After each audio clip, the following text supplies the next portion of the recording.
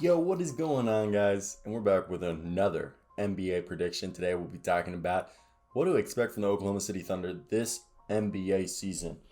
Just got done the second day of the semester. I've been running around. It's 9 p.m., 9:30, and I just got home to sit down for the first time in like 9 hours. So I'm here.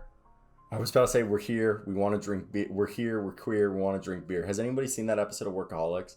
This is what happens when I don't smoke weed during the day. Either way, let's continue this and let's talk about these Thunder. And this is a team that I think the ceiling is making it into the playoffs. If everything goes right, every single player takes a leap, and the rookies that they added make the impact that they need to make, this is a playoff team, without a doubt.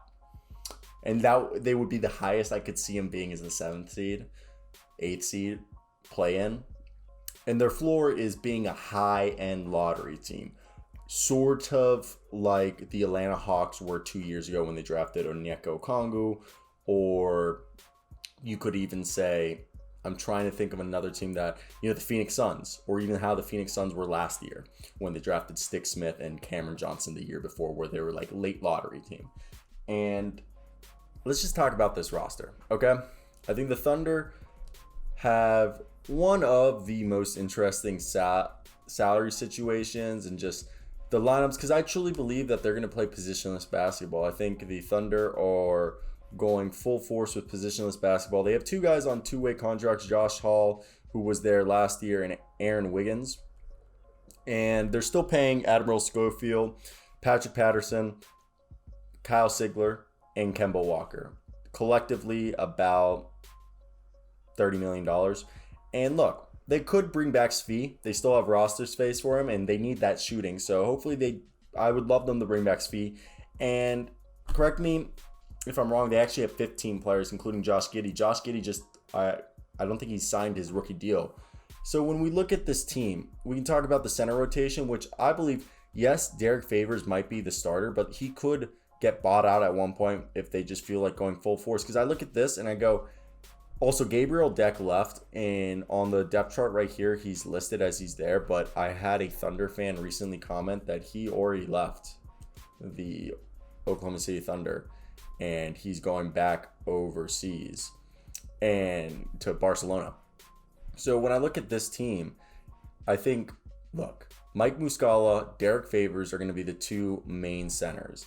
But I truly believe it. Jeremiah Robinson-Earl, Darius Bazley, Isaiah Roby, and Kenrich Williams. Kenrich Williams will be the small ball 5, okay? Darius Bazley and Isaiah Roby are both power forwards. Poku is a small forward at most, and I really think he's a shooting guard, but he's a small forward, okay? He's not meant to play power forward. And I truly believe that we're going to see the start of the year, Derek Favors and Mike Muscala play center, but I think they're just going to go, F this. Let's run Jeremiah Robinson-Earl and Kenrich Williams as the centers, and then have Darius Bazley and Isaiah Roby as the power forwards. Then you have at small forward, you got your man, Poku.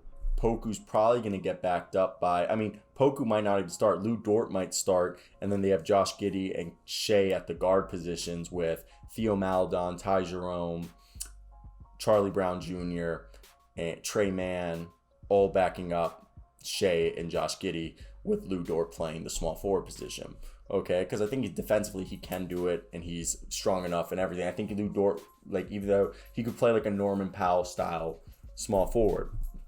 And look, I think this is definitely going to be a team that, when you look at the depth chart, it's definitely going to be interesting, because I think Isaiah Roby could even play some center, and Darius Bazley can, but I'd rather Darius Bazley be the power forward. Also, Aaron Wiggins and Josh Hill will also be, I think, some of the small forward backups when they're called up. And if they bring back Svi, that would give Lou Dort, Svi, Trey Mann, Ty Jerome, and Theo Maledon as, shooting guard backups. And then Ty Jerome, Trey Mann, and Theo Maledon can back up Shea and Josh Giddey also at the point guard positions. I think Theo is their best backup point guard. Even though Theo Maledon's more of a secondary playmaker, he's a shooting guard with point guard like skills. And also, people forget that he was actually mentored, and he's basically Tony Parker's protege. little thing. So now, when we look at this, Marky Mark, okay, Mark Daignault is their head coach, and I think at this point, when we look at this, look, the Thunder now clearly have their eyes set on the future. A closer look reveals that their current roster isn't as bad as it's made out to be. It's certainly true that, when they got rid of Steven Adams and Chris Paul and all those guys, it's very interesting. In terms of the rest of the roster, you got to know that they're going to be evaluating players. And I think this comes down, if Marky Mark, the coach, Mark Daignault, takes the jump that they need, and he starts running plays and Shea becomes the superstar we expect him to be, then everything's going to be fine. They're going to be an 8 seed. Now, what is more likely? Shea's the best player. Lou Dort's also there. But Theo Maledon, Poku, and I think maybe Baisley will make the jump. But Roby, Poku, Maledon, Josh Hill, Kenrick Williams, Josh Giddey, Trey Mann, Aaron Wiggins, Jeremiah Robinson, Earl, Ty Jerome, Jalen Howard, and Charlie Brown Jr. aren't ready to make those impact.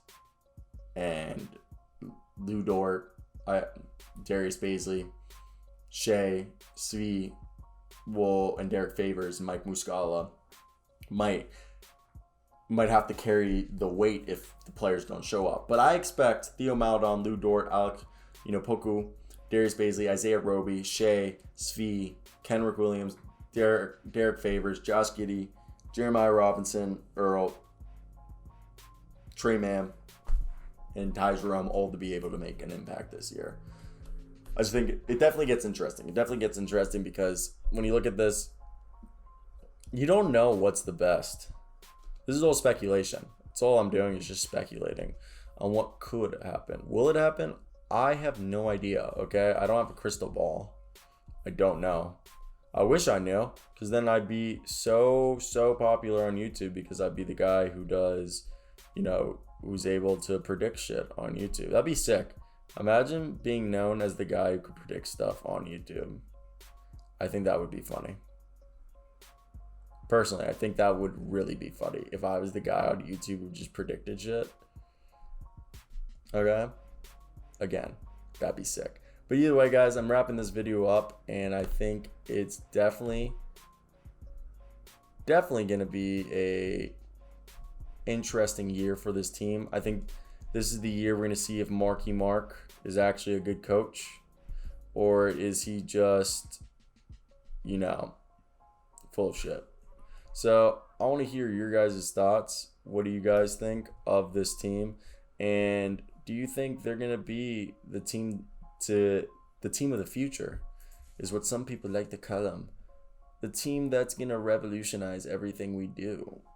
I don't know. I think they're just going to go full course positionless basketball and really just annoy the shit out of some people. So that's how I feel about it. I'm going to love it. Okay, I'm going to love every second of it. I'm going to think it's super cool. And yeah, so I want to hear your guys' thoughts. And let's get right into it, guys. That's basically it for me today, guys. I hope you guys did have a great day, because I know I did. Till next time, guys. Peace out.